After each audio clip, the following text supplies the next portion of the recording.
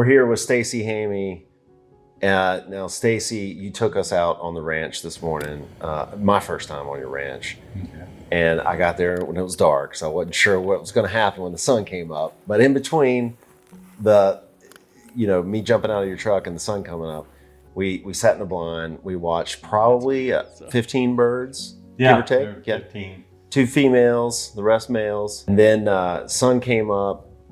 You got us in the truck and you took us on this awesome tour. Saw the entire ranch, and then saw maybe another 25, 30 birds. I could have 16, but it's like, no, it was 10.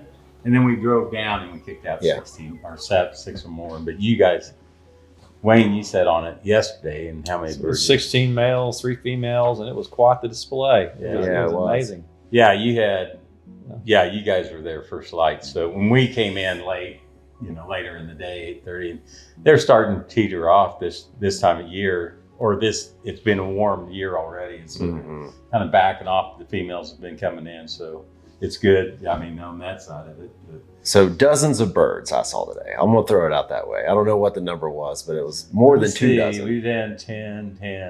Yeah. And more than 2 dozen. 15. So you've been in the 50 some range. We've seen past years driving around 100 in a morning. Yeah. I mean, it's just, if you are into prairie chickens, this place really shows what good conservation can do. There's probably got more prairie chickens per acre than just about anywhere in the whole range here. So great job. I don't know about that. And he runs a hell of a cattle operation too. We saw him unload about 1,200 cattle yesterday.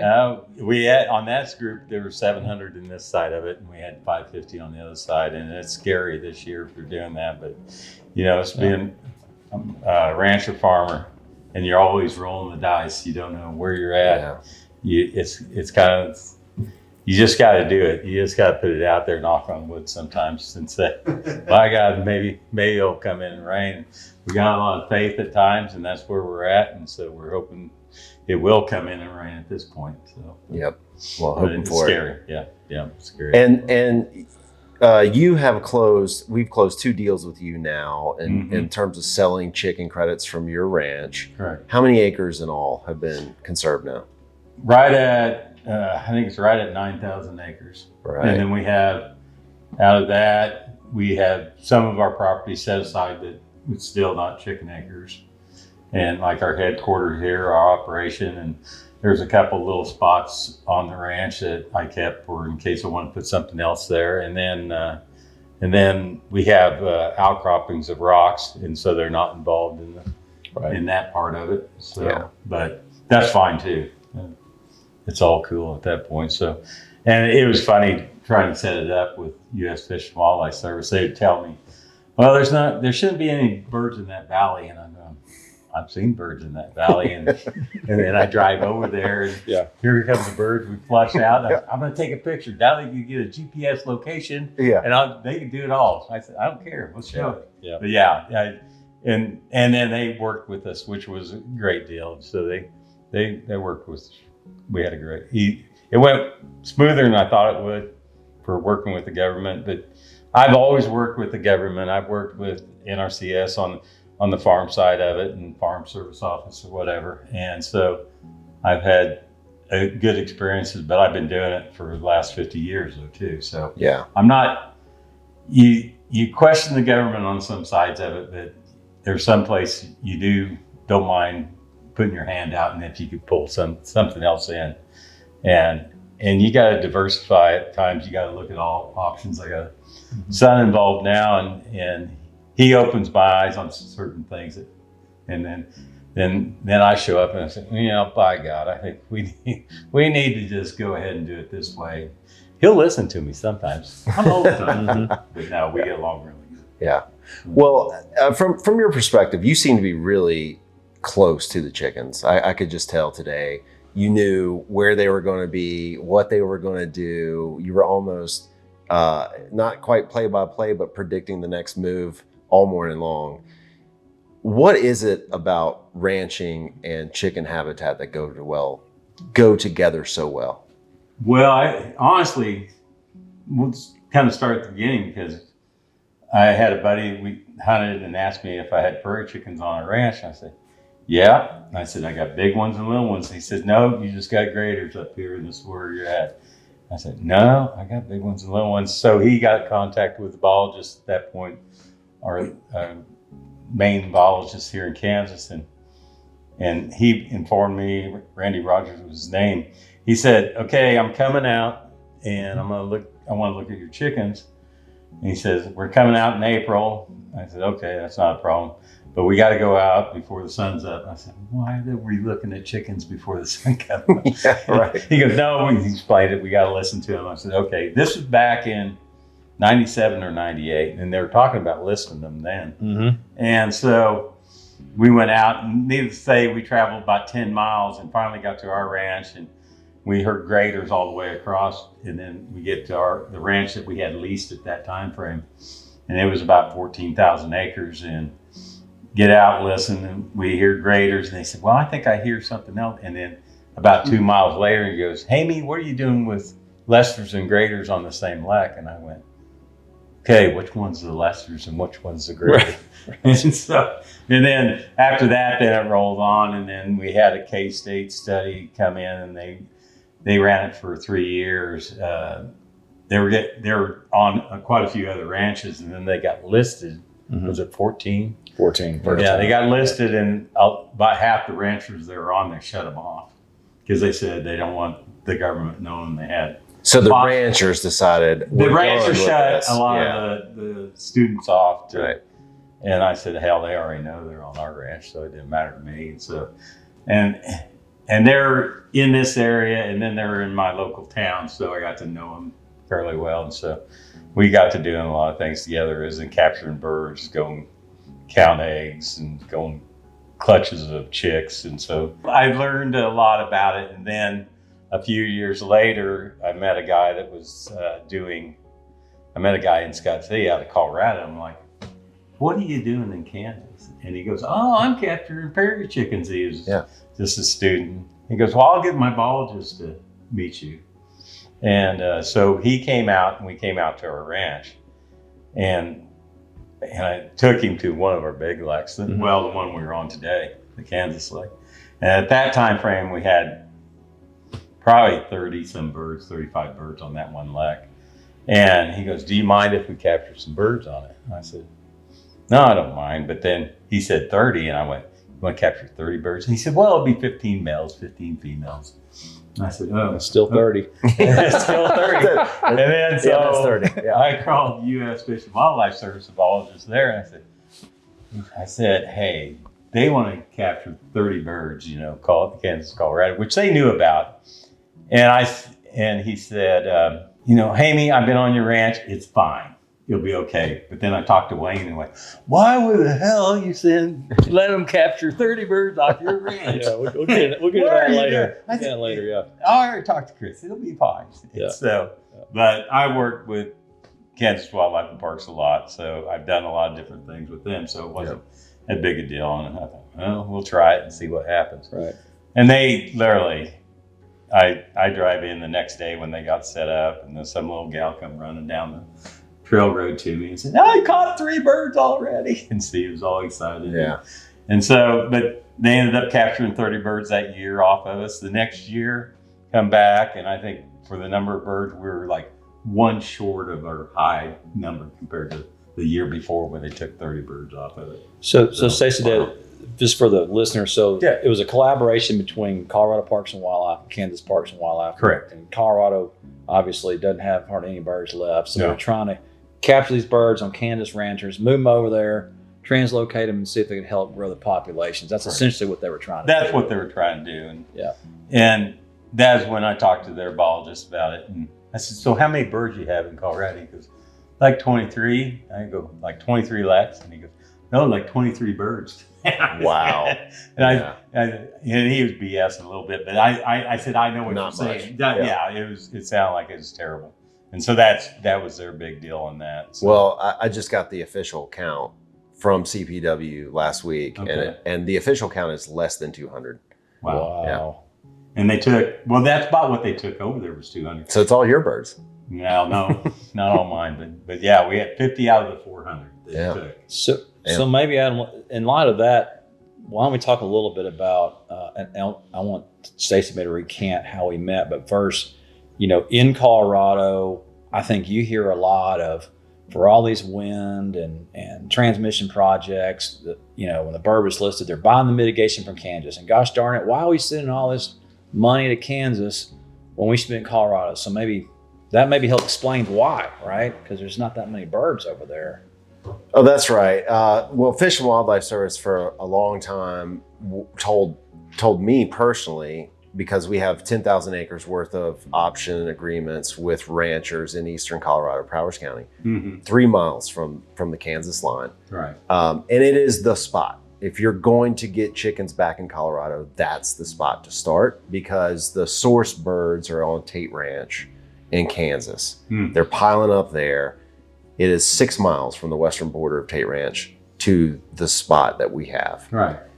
Fish and Wildlife has told me in more than one occasion, we can't generate mitigation credits for the chicken in Colorado because there aren't enough chickens there. Now, it's occupied habitat, don't get me wrong, right? Every year there are leks, but apparently it's not enough. So what Fish has said, for all these Colorado Power Pathway projects that have been going in over the last few years, including the tie-ins, wind towers, solar arrays and the like, we're having to purchase Kansas credits. And actually they're out of the ecoregion entirely. And for everyone that doesn't know, there are 4 ecoregions in the chicken range, and the sand sagebrush is western Kansas, eastern Colorado, and we don't have a project there. But we have conservation banks in the other 3 ecoregions. And so we used yours for at least 2 of those deals that we did with Colorado Power Pathway. And that was all Fish and Wildlife mandate. Because you have enough chickens, they feel comfortable using your ranch as a source of offsets for impacts to other chicken habitat. So it's weird, but Fish and Wildlife is willing to say, Colorado Power Pathway, you are impacting chicken habitat, but that chicken habitat isn't suitable enough to be an offset, right? So what we have to do is we have to find a pathway forward that allows us to generate chicken credits in Colorado. And I don't think it takes rocket science, but I'd love to hear your perspective on what it takes to make good chicken habitat.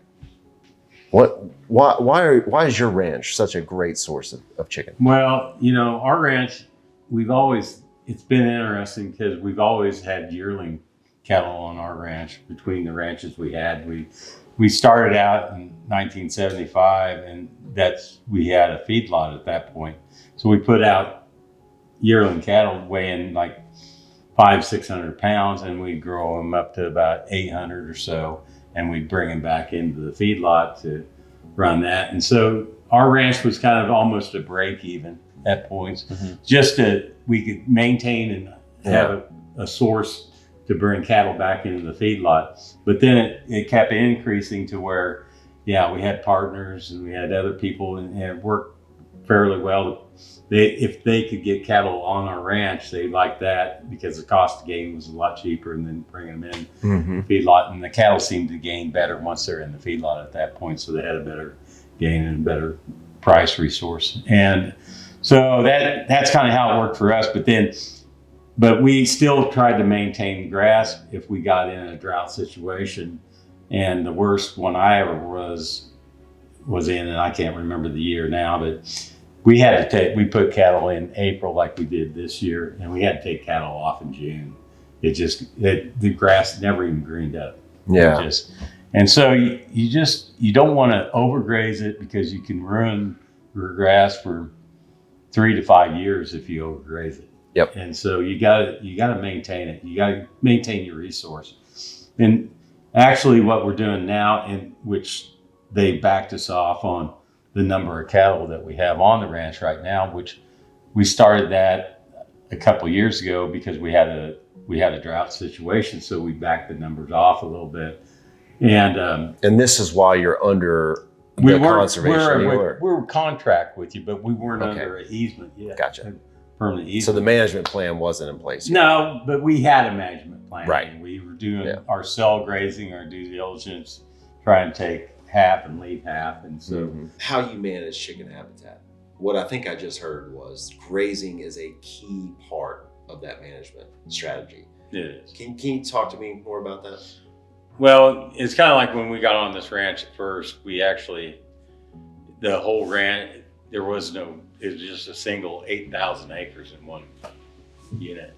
And so we had to start cross fencing, and luckily enough, there was a government program to set up. So we started cross fencing. They as an NRCS helped us on that side of it. They cost shared on fencing, plus they had an additional cost per acre basis why we're in it. So that we actually looked at that, and that it ended up we were actually gaining more. We could put more cattle out at that time frame, and they might not gain as much per head per base, but we could take more beef. We gained more off of it, and it worked really good. And it's kind of like how the buffalo used to come through. They graze hard in areas, they'd leave it, and then when it got prime again, they'd come back and graze it again. And literally, we graze each pasture. We try to only graze it once a year, and even at that time frame, we try to rotate it just enough to where if we graze in the month of May, we try not to be in that pasture in the month of May the next year. So there's a different variety of grass. So you try to knock it down a little bit different. Plus you force feed those cattle to graze. But you have to graze that rotation grazing has helped us quite a bit. So the internal fencing gives you multiple pastures. So you are keeping cows where you want them and not letting them go where you need to rest it. Right. That's correct. key. Yeah. And that's a lot of people do the same thing with the cow calf side of it too. They rotational grazing, and the collars are coming out now, and that seems to be helping. It's a learning experience yet on that. I haven't been around them, but where we're using yearlings, it's not as critical, but it might help our neighbors. Yeah, it's all good. All right. So grazing's key, and with this program, I call it a program, but with a conservation bank on your property, you received money for the conservation easements. We have a management plan that goes with it. How has that affected your operation? Right now, nothing. It hasn't changed just a bit. So you got paid. We got paid, and we're still in the same damn rotation, except somebody will go, now, how many cattle you got up there, and where are they at, and when are you bringing them on, and what's the date coming off, and what they weigh coming on? It's a standard deal that we already knew, and that's what we look at. And so, yeah. So we kind of knew where we need to be and what we got to be doing at this point. And so it really hasn't changed anything, and it actually benefits when we set all this up. We've looked at it in the long run, and by now, when it went through, we accomplished by purchasing our mineral rights back that we didn't have on this property. They happened to come up right when this came up, and so it was fortunate, so I could offset some of the money that came in, and so we offset some of that for tax-wise, and that's worked out excellent on that. And we actually purchased some property around the ranch and pulled it back into the ranch too. So that's helped on both sides of it. So you reinvested in your ranch. That's what you did. Exactly. Yep. Yeah. You guys were able to do a little carbon deal, cherry on top carbon deal. Yeah, hell, carbon. We did some carbon credits. I still don't understand carbon credits. Do I believe in them? No. But if they want to pay me money, sure. I'm still doing the same damn thing anyway. Yeah, we worked with a group called Qatari on that. So that was, as far as I know, it's the first ESA species credit with a carbon credit stacked on top, so everything's sold together. So that was fun. It's over my head. Right. That's pretty cool. Yeah, that's but pretty cool. It worked out though. Yeah, it worked out. Okay, so we've got Wayne Walker cut the first deal for a chicken here, right? Or was it Gardner first? They were right. They're kind of close. I can't remember which one was first. I think Gardner was. Neither one was easy, but I think he had him. Well, we had him the same year, but Gardner, I think he might have had him first time. I don't know. Yeah. Well, regardless, a guy that's been in the business of cutting conservation land deals with farmers and ranchers, it's always fun to see a land deal that's closed, Mm-hmm. and then have the two parties in the same room at the same time. The conservation guy on one end that talked the rancher into something, and the rancher that's benefited from it. That's so cool you guys are on the same couch. So how about y'all walk us through how you got your deal done? How you inked it? Wow. Yeah, we're going back in history. I think 2012, 2013 was probably the first phone call. It probably, I think it was 13 for some reason. Yeah. It seemed like I just literally I knew how many chickens how many chickens because they were started that steady on our ranch right then. So we, you know, there's a lot of folks involved in these things. It's not just me, but we had a great team, and Stacy's got a great family. So we're rolling back in time. You know, we worked with a lady named Stephanie Manus, who was one of our early business partners and still associated. She was a former Fish and Wildlife Service lead chicken lady out of Tulsa. And, you know, we talked to her and we're like, look, we want to do this crazy thing, create all these conservation banks, these ranchers across the range, all 5 states. Where do we go in Kansas? And she says, one of the places you need to go is go out here in Gove County and Scott County area and look at there. And there's a few folks you ought to talk to. You ought to go talk to the Nature Conservancy first. So first we were over at Smoky Valley Ranch and met Matt Bain. I've known Matt since the Wind days. Fabulous guy, really smart guy. And we were he was putting us in touch with ranchers around Smoky Valley Ranch. We thought we got this big ranch, it's got chickens on it, not as many as Stacy's, but it's got some. We're gonna build that out so we can get to our kind of 9,000 minimum threshold first, which was the threshold the service said was the minimum. And so, you know, my old Wind guy, Jim Roberts, converted him to a chicken land man. And he's great talking landowners, talked to probably half a dozen, and I'll be honest with you, we got a lot of no's. It was shocker. Pretty humbling. It was pretty humbling. I don't think that they didn't think we're from California, but maybe it was Oklahoma just as bad. I don't know. But well, I've done enough of these deals in Texas, New Mexico, Colorado. As soon as you say conservation easements, the door just slams. Yeah. So we, you know, and Matt, to his credit, tried to help us. And then one day we're sitting around and, you know, thinking about our losses. He goes, you know, there's this guy over here in Gove County, Stacy Hoeme. He really got his act together. He, he's got chickens over there. He's a big conservationist, big cattle guy, got a great family. You ought to call him. And I said, sure. So I can't remember if it was Jim called you first, and then I called you. I think Jim called you. And that's how we met Stacy. Yeah. And then from there, we came in and told him about our program, and why don't you take it from there in terms of what you thought about it when we first came in? Yeah, you showed up in my office and we sat down and it was like, you want to do what? Yeah, yeah. No, it sounds. We could get a lot of money out of this deal. I think, yeah, right. But yeah, and I'm thinking, it's what the numbers you're looking at is almost like purchasing our ranch, but then we still have the ranch. And I said, hey, we'll look at it. And you gave us a proposal and look at it, and we had a contract with you to set it up and at that time frame. And I said, oh, what the hell? Give us a little down money, or what do you call that? Yeah, option money. Option money. Yeah. It was, and all that. Yeah. So I thought, well, yeah, that'll be all right. Have a little beer money on the side. Yeah, but I got it. We'll just do it that way. But no, and that worked out, and we worked through it. But yeah, Wayne. Yeah, Wind Farm. I don't know about that. From Oklahoma. Oh my gosh! I mean, he was digging himself a hole really fast. I'm still driving Dodges, so that probably helps too. I was just like, oh my god! But no, Wayne worked with us. He's slowly grown on us, and we went through a lot of. When they got listed, we had a lot of high hope that it might go in. Yeah. But there was a lot of propaganda. Everybody's scared of the government. Oh yeah. You're dealing with them. And I said, well, one thing about it, I've had them on my ranch. It's not like I haven't had them on my ranch. And I've got along good with the people I've had on the ranch. I've had people from New Mexico, Colorado, Texas, Oklahoma, Kansas, with U.S. Fish and Wildlife Service. And so it's not a big deal. I mean, they weren't trying to take my land or they never threatened me over it or anything. And so they were asking, how are you getting this done? or what?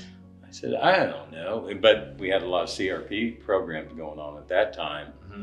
And we had, like the north side of our ranch, there was probably 3,000 acres of CRP program. And slowly, and that stuff was starting to come out of that program. And so some of the chickens were coming from there, pushing into our ranch. So that was part of it.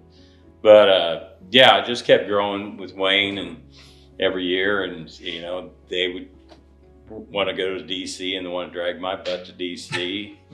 I said, no, I'm not going. But So he sent his son. I sent my son. I sent Chasten. He's young and idealistic. Yeah, he needs that experience. He likes to go tour around. It's all good.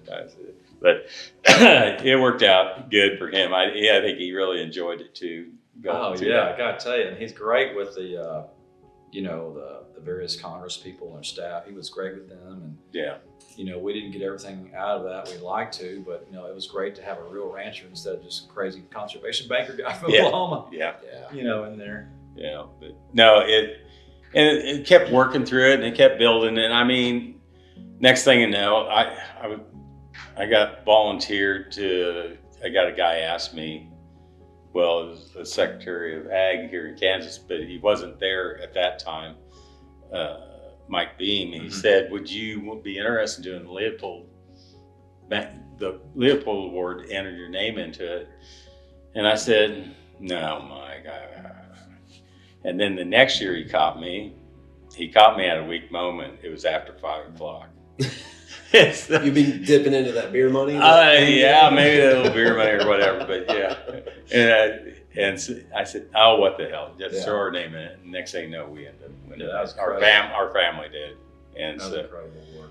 yeah. So we got into that side of it, and it just kept building. And from that, I got asked to be on TNC board and Nature Conservancy to be trustee on that side of it. And I said, I don't know. I'm a farmer rancher, and my filter system's pretty thin at times. I kind of tell them what I think, you know. And I dealt with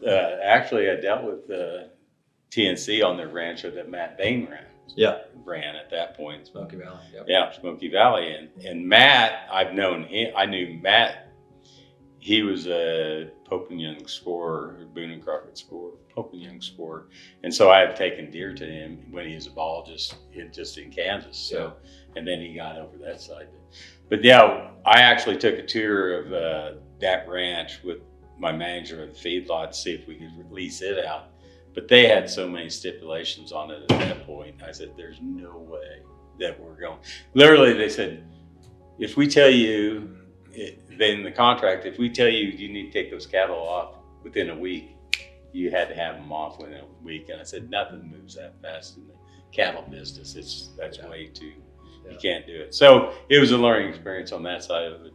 But yeah, I was nervous about getting on that, but I went to one of their board meetings, and it was interesting, and got along with the people and dealing with different people. And so it's worked out. So I started doing a little more conservation side of it, and not just doing the thing we did anyway. And still trying to make a profit on the farm to the ranch, and a combination of the cattle, and diversified on a few other things, and that helped us, and that gave me a benefit to look at Wayne's a little harder, something different that's not going on in our area, and I wasn't as afraid of the government side of it. And, you know, knock on wood, everything's working so far. But the things they came up with, at least some of them, we got to discuss and work through it. And I said, no, that's not going to work. The only stipulation I had, I was wanting to get in, and I didn't get in. I said, you know, if you get the birds off the endangered species list, are you going to let me hunt my own property if it's in a conservation easement? No, they weren't into that. No, they didn't like that. No, this but I could hunt chicken preserve. I could hunt deer. I could hunt whatever. But I can't hunt the chickens. Okay, they're pretty tough anyway. Too. They're not. Maybe let's just, let me elaborate a little bit on kind of the deal, because a lot of people say, well, what was the deal? You know, and Stacy's also a member of Lesser Prairie Landowners Alliance, who's run by Ted Cook, great guy. And they're really big in supporting our model and market-based models. And so people say, what's a market-based model, Wayne? Well, I think you kind of heard it there. The government or a nonprofit would come to you on an easement and say, look, we've done an appraisal, we're willing to pay to do an appraisal of your land, and we'll pay you some percent of that. It might be half that, it might be 2/3 of that, maybe 1/3 of that. Mm-hmm. And the ranchers that we talk to, and I think you fall in this camp, I don't want to speak for you, it's like, that's just not enough. You want to preclude development forever. You're not even paying me a market rate of what it's worth today. Like, no, thank you.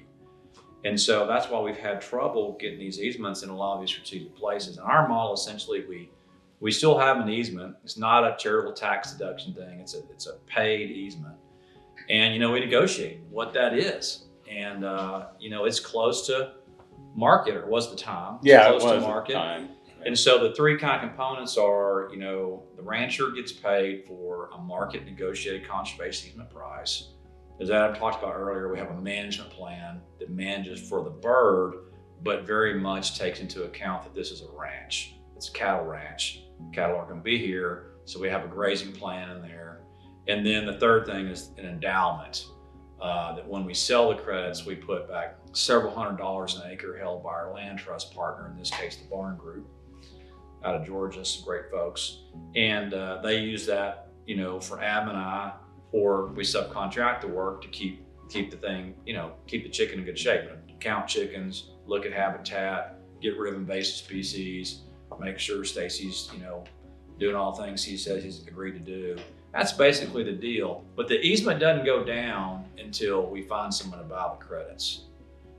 So Stacy lived through the struggle of not only getting the ranch actually wasn't a struggle to get approved because it's such a great ranch. We had all the data with K-State. They've been great partners too.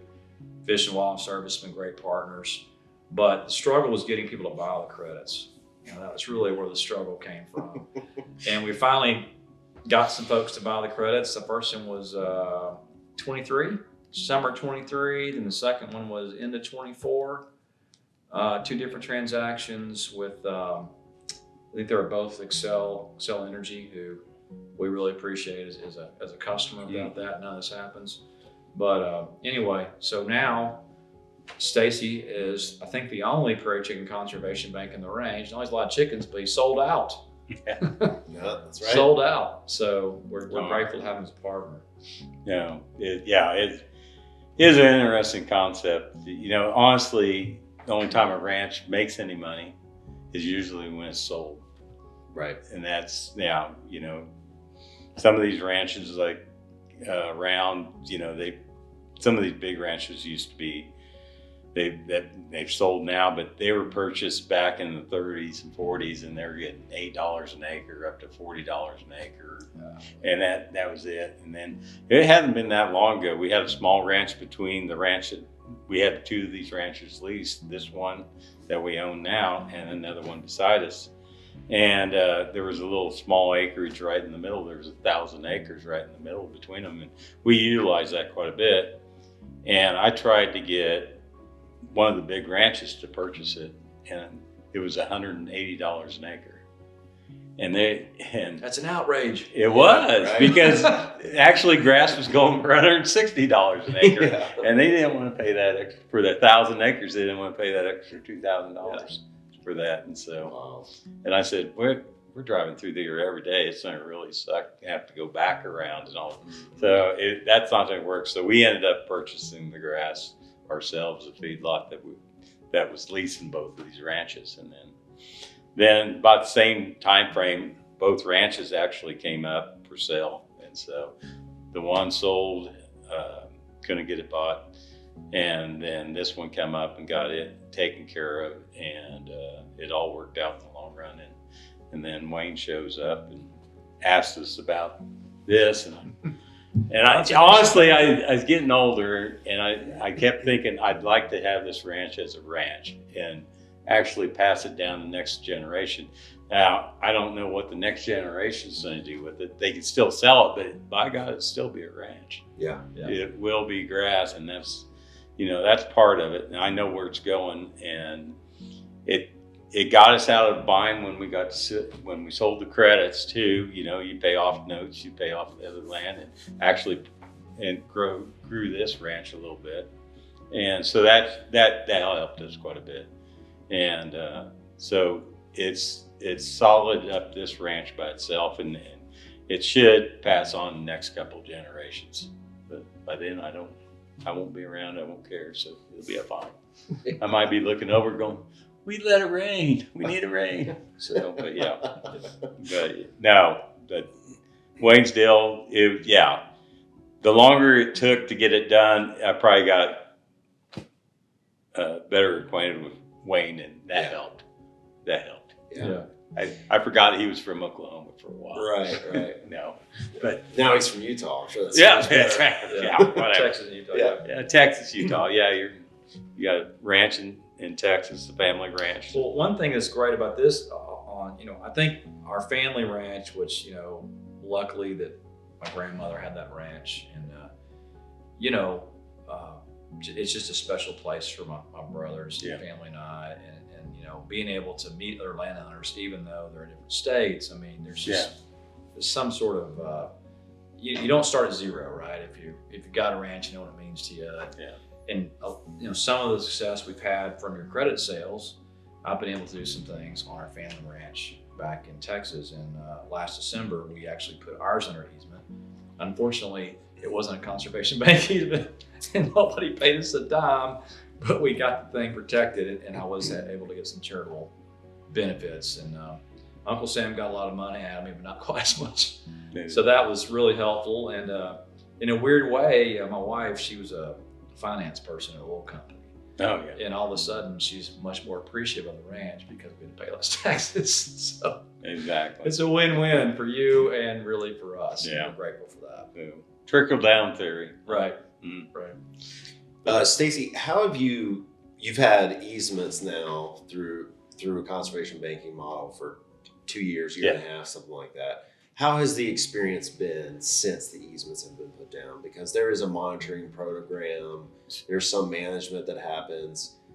How's that experience been for you? Well, honestly, it's not that big a deal because we have grazing cages out there, and they want to emphasize them a little bit more. And we had ours, and they decided to put some of theirs out. And was, that's fine. Put your grazing cages out. Then they come back and check, and we're pretty well running everything the same. We haven't had much. I don't know what. Really haven't had too much going on, except we took some trees out. We had to take trees out, except my Alice over here. But we left her. But no, that's about all we had. Everything else has been pretty smooth. U.S. Fish and Wildlife Service, they'll call me up or I'll call them, and they want to know how the birds are doing. And I just send them a video and says, well, this is where we're at. But last summer, I was mowing around some areas and kick up broods of chickens and happened to get a video of them. And that really turned their crank. They liked that part. Now, to be clear, you didn't mow over the brood of chickens. No, they got out of my way. Okay. Mowed by them. Yeah, there you go. Mowed by them, so we were all good.